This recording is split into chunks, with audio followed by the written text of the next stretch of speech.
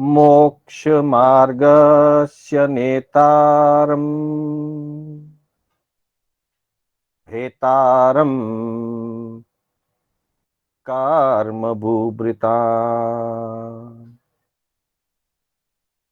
ज्ञातारम् विश्वतत्त्वानाम्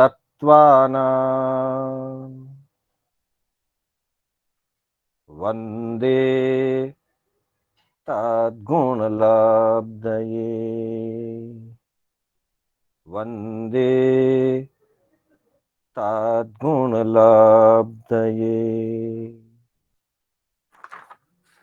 अनंत उपकारी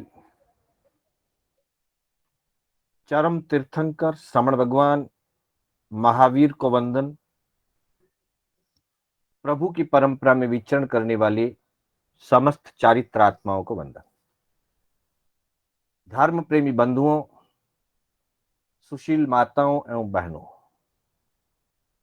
श्री कर्नाटक जैन स्वाध्याय संघ बेंगलोर के तत्वावधान में आयोजित जैन आगम तत्वसार की आज तीसरी कक्षा है। मैं आप सभी का हार्दिक स्वागत एवं अभिनंदन करता हूं। हमारी कक्षा जैन आगमों में और जैन धर्म ग्रंथों में वर्णित महत्वपूर्ण बिंदुओं को लेकर के चल रही है। वैसे तो आगम का प्रत्येक वाक्य, प्रत्येक शब्द प्राणी मात्र के लिए कल्याणकारी है, महत्वपूर्ण है, लेकिन हम संपूर्ण आगमों का विस्तार पूर्वक अध्ययन कर सकें ऐसी हमारी योग्यता भी नहीं है और हमारे पास शायद समय की भी थोड़ी कमी है। ग्रस्त जीवन है, अनेक व्यवस्थाओं से हम उलझे हुए रहते हैं।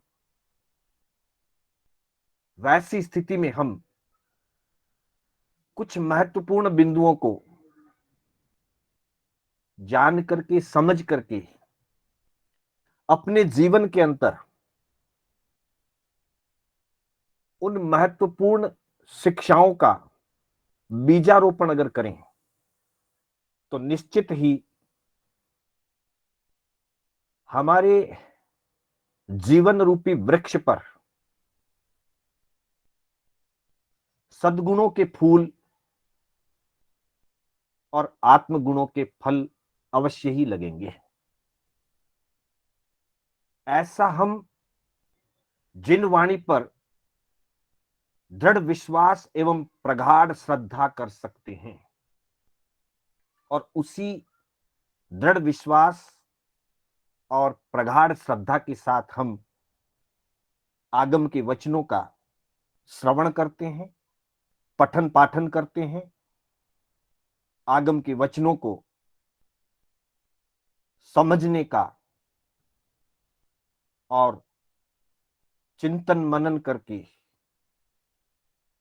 उसे अपने जीवन में ढालने का प्रयास करते हैं। उसी कड़ी में आज हम ठाणांग सूत्र के अंतर्गत आए हुए भद्र कर्म बांधने के 10 स्थानों की चर्चा करेंगे। भद्र कर्म से यहां अभिप्राय यह है कि जीव ऐसे निर्मल कार्य करे, ऐसे उज्जवल कार्य करे कि जिनके फलस्वरूप हमारे जीवन में, वर्तमान जीवन में उज्जवलता और निर्मलता बढ़े, आगामी भाव में पुण्य उपार्जन करके उत्तम देवगति की प्राप्ति हो और कालांतर में पुनः जब उस देवगति से चौ करके मनुष्य भाव में आए तो हमें उत्तम कुल आदि सभी अनुकूलताएं प्राप्त हो, धर्म भावना प्राप्त हो, और उस भाव में फिर हम धर्म आराधना करते हुए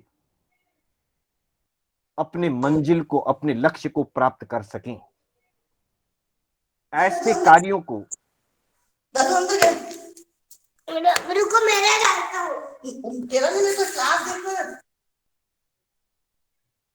ऐसे कार्यों को भद्र कर्म बंध के स्थान के रूप में बताया गया है।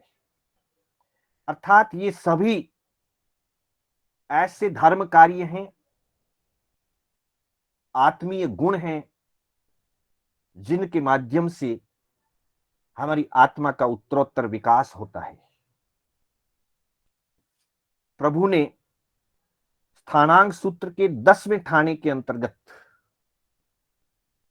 फरमाया है, दसहिम ठाणेहिम जीवा आगमे सी भद्दत्ताए कम्मम पगरेंती तंजहा अनियाणयाए दिट्ठी संपन्नयाए जोग वाहियत्ताए खंती खमणयाए जी इंदियत्ताए अमाइल्लयाए अपासत्थयाए सुसामन्नयाए पवयन वच्छलयाए पवयन उभावणयाए।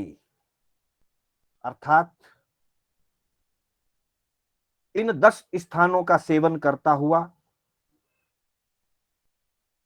जीव आगामी काल में सुख देने वाले भद्र कर्मों को बांधता है। उन भद्र कर्मों को बांधने के ये 10 स्थान बताए गए हैं। भद्र शब्द का अर्थ ही आनंददायी होता है, भद्र शब्द का अर्थ ही भद्रीक होता है, सुखमय होता है। जीव दूसरों के लिए सुख का वातावरण बनाता है, दूसरों को सुख और साता उपजाता है, तब उसे स्वयं अपने जीवन में सुख की, भद्र कर्मों की प्राप्ति होती है। उसके लिए 10 बोल बताए हैं, अनिदानता, दृष्टि संपन्नता, योग वाहिता, शांति क्षमणता, जितेंद्रियता, अमायाविता, अपार्श्वस्थता, सुश्रामण्यता, प्रवचन वत्सलता और प्रवचन उद्भावनता। हमें इन बोलों का अपने जीवन में लक्ष्य पूर्वक प्रमाद को त्याग करके धर्म आराधना के रूप में इन बोलों की आराधना करनी चाहिए। सबसे पहला बोल बताया अनिदानता, अर्थात कोई भी साधक जो भी ज्ञान दर्शन चारित्र की तप की आराधना करता है, दानशील तप और भावों की आराधना करता है, अणुव्रतों की और महाव्रतों की आराधना करता है, वैसे साधक का यह कर्तव्य है कि वो साधक अपने उस धर्म आराधना के फलस्वरूप किसी भी प्रकार की इच्छा और कामना का निदान न करे, किसी भी प्रकार की भौतिक उपलब्धि का लक्ष्य लेकर के उसकी कामना का निदान न करे। धर्म आराधना मुख्य रूप से कर्म निर्जरा के लिए की जाती है। कर्म निर्जरा करते हुए धर्म आराधना के माध्यम से जीव को सहज ही पुण्य का उपार्जन होता है, जीव को सहज ही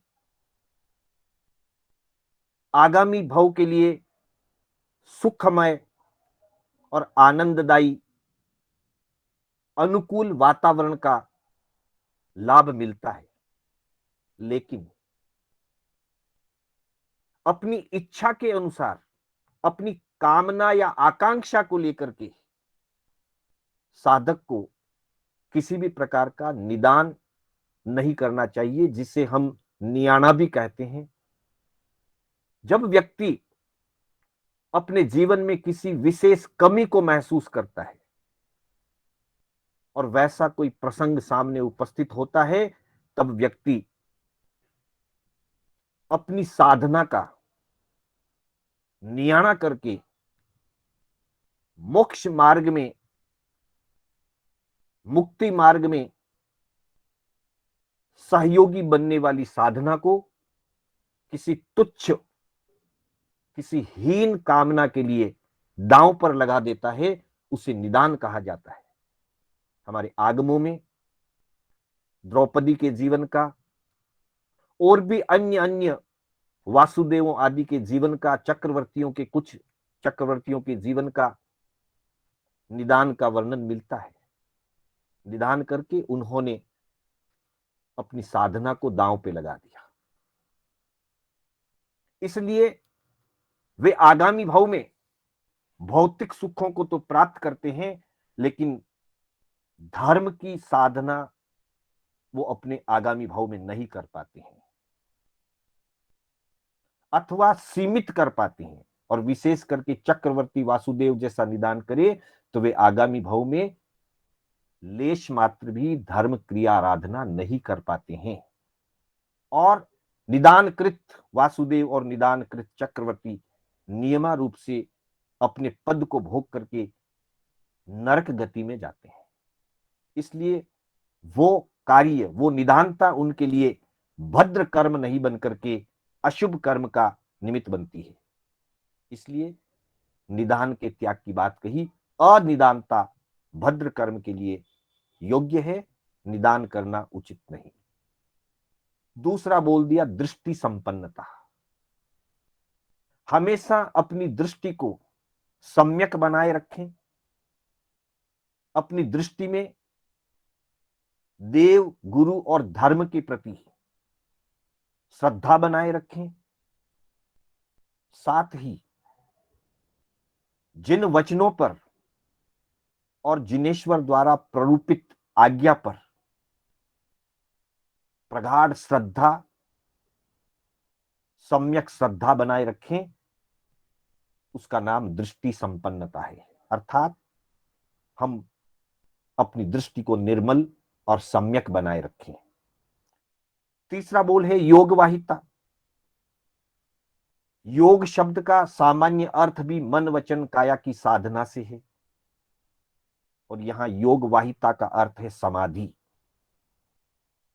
अपने मन वचन काया को ऐसे कार्यों में प्रयुक्त करे कि जिससे समाधि भाव बना रहे।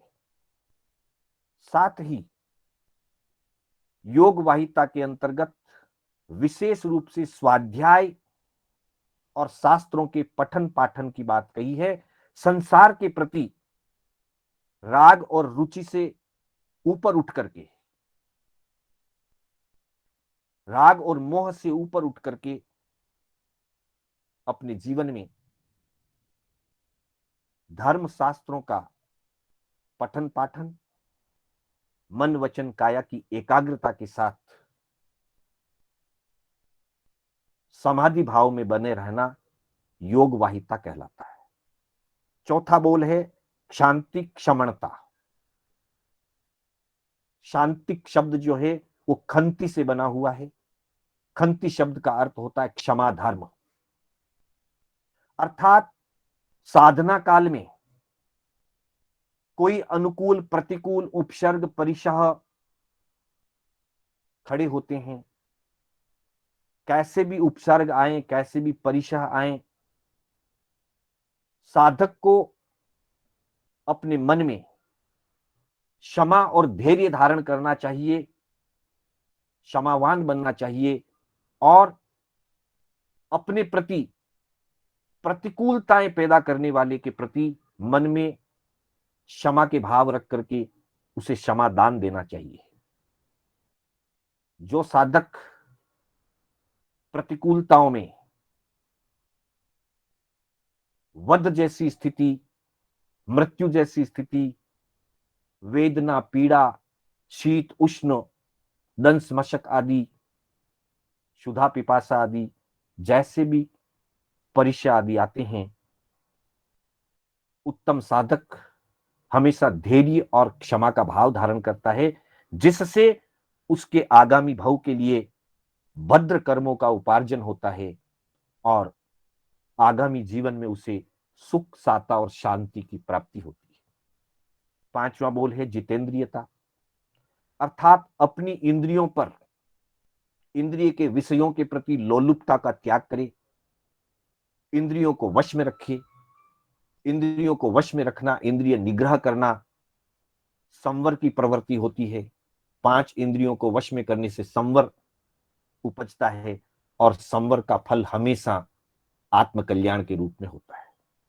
छठा बोल अमायाविता, अर्थात जीवन के किसी भी क्षेत्र में, चाहे वो साधना का क्षेत्र हो, व्यवहार का क्षेत्र हो, सामान्य व्यवस्था का क्षेत्र हो, जीवन में कभी भी मायाचारिता को स्थान नहीं देना, छल कपट नहीं करना, सरलता से, सहजता से जैसा जीवन है उसके अनुरूप अपने जीवन को प्रस्तुत करना, मन में कुछ और परिणाम रख करके बाहर कुछ दूसरी बात बताना, अथवा जीवन में अच्छाई और सद्गुण न होने पर भी बाहर में अच्छाई और सद्गुणों का दिखावा करना, अथवा अन्य अन्य किसी भी प्रकार से छल कपट और माया का सेवन करना साधक को हमेशा दुर्बल बना देता है। माया का सेवन करने वाला व्यक्ति हमेशा भयभीत रहता है, दुर्बल हो जाता है, उसका मन और आत्मा दोनों कमजोर हो जाते हैं, मनोबल भी गिरता है, आत्मबल भी गिरता है।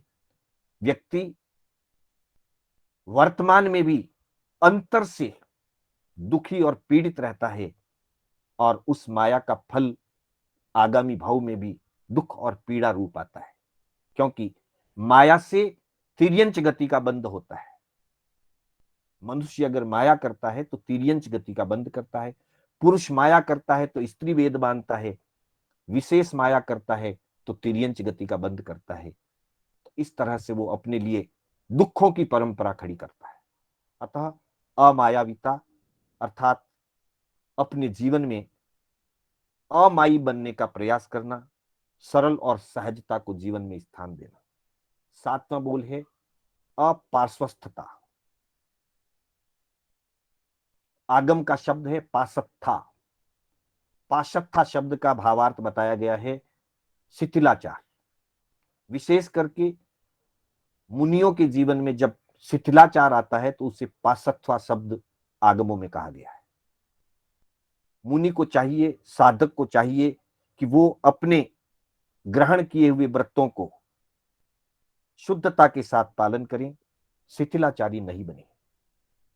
दृढ़ता के साथ व्रत ग्रहण करने से पहले अपने सामर्थ्य का जांच करें, अपनी शक्ति, अपनी योग्यता को देख करके व्रतों का ग्रहण करें।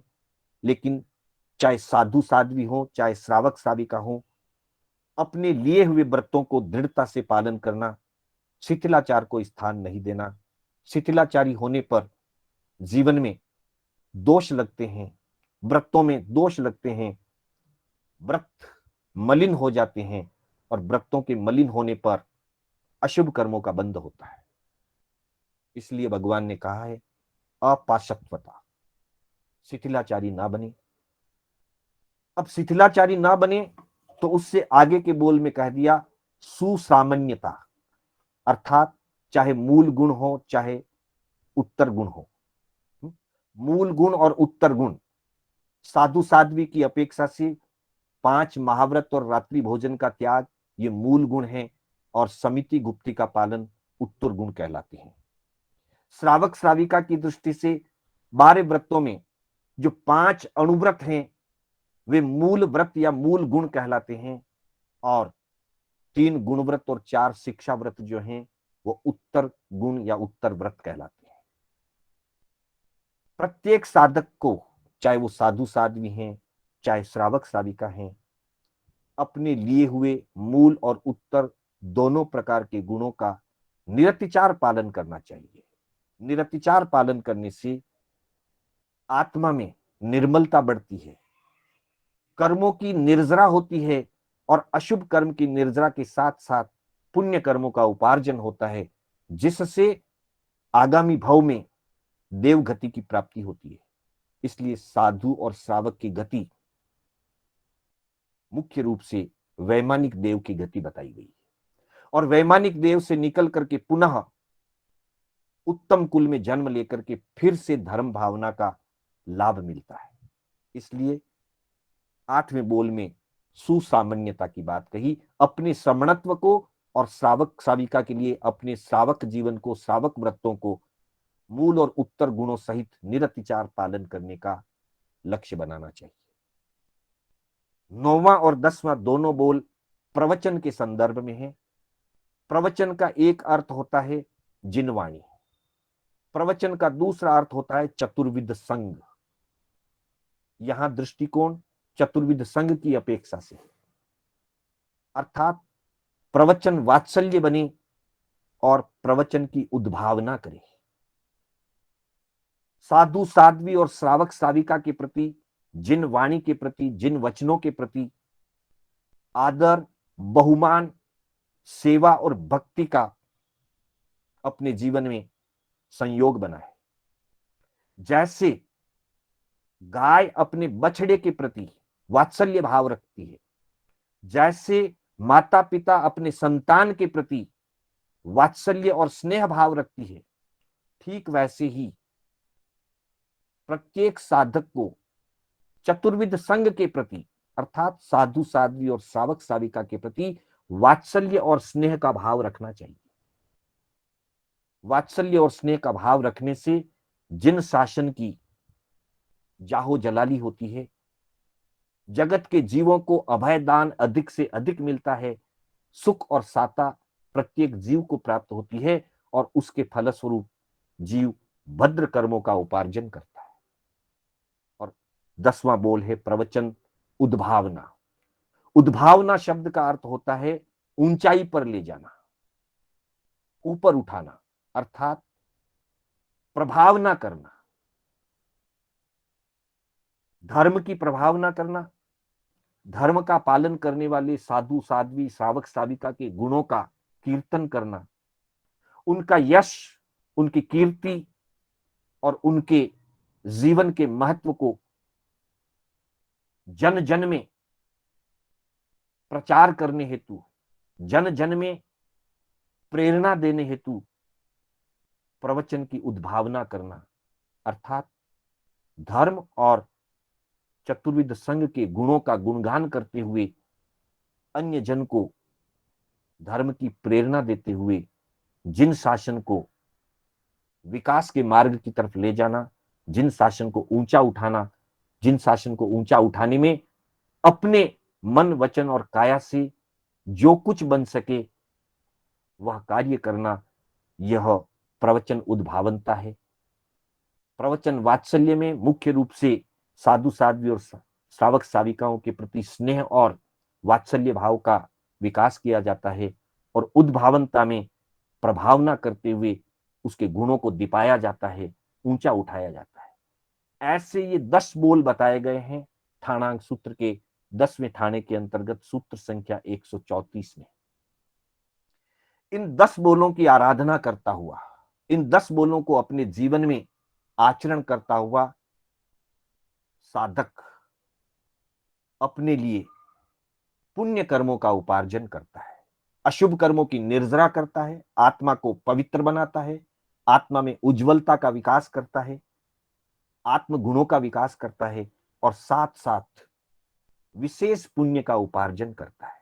उस पुण्य के फलस्वरूप उसका आगामी भाव विशिष्ट वैमानिक देवगति में रिद्धि संपन्न देव अथवा इंद्रत्व और अहमिंद्रत्व को प्राप्त करता है। और वहां से चौ करके पुनः जब मनुष्य भाव में आता है तो 10 अंगों से युक्त उत्तम कुल, उत्तम क्षेत्र, आर्य क्षेत्र, जहां धन, वैभव, दास, पशु, पौरुष सब अनुकूलताएं उपलब्ध हो, ऐसे स्थान में जन्म लेता है। लेकिन उसमें उलझता नहीं है, उसमें रचता पचता नहीं है, सहजता से उनका उपभोग करके उचित समय आने पर सर्वस्व का त्याग करके पुनः धर्म आराधना के मार्ग में आगे लगता है और अपनी आत्मा का उत्तरोत्तर विकास करता हुआ उसी भाव में या तीसरे, पांचवें, सातवें आदि भाव में, 15वें भाव में नियमा रूप से मोक्ष प्राप्त करता है। तो ऐसे ये 10 कार्य हैं जिनको करता हुआ साधक अपनी आत्मा का कल्याण करता है। हमारी आत्मा का कल्याण हो, हम इन बोलों में अपने जीवन में विकास करें, इन बोलों का विकास हो हमारे जीवन में। इसी भावना के साथ मैं अपने शब्दों को विराम देना चाहूंगा। मेरे बोलने में कोई स्खलना हुई हो, जिनाज्ञा विपरीत कथन हुआ हो, तो उसके लिए बारंबार मिच्छामि दुक्कडम। मंगल पाठ के साथ हमारी कक्षा विराम लेगी। गुरुदेव की आज्ञा से, बड़े श्रावकों की आज्ञा से, चत्तारि मंगलम, अरिहंता मंगलम, सिद्धा मंगलम, साहू मंगलम, केवली पन्नत्तो धम्मो मंगलम। चत्तारि लोगुत्तमा, अरिहंता लोगुत्तमा, सिद्धा लोगुत्तमा, साहू लोगुत्तमा, केवली पन्नत्तो धम्मो लोगुत्तमो। चत्तारि शरणं पवज्जामि, अरिहन्ते शरणं पवज्जामि, सिद्धे शरणं पवज्जामि, साहू शरणं पवज्जामि, केवली पनत्तम धम्मम शरणं पवज्जामि। अरिहंतों का शरणा, सिद्धों का शरणा, साधु जी का शरणा, केवली परुपित दया धर्म का शरणा। चार शरणा दुर्गति हरना, और न शरणा कोई, जो भव्य प्राणी आदरे तो अक्षय अमर पद होय। श्रवण भगवान महावीर स्वामी की जय, समस्त चारित्रात्माओं की जय, पंच परमेष्टि देव की जय। आप सभी का हार्दिक आभार, हार्दिक अभिनंदन। सभी से सादर जय जिनेन्द्र।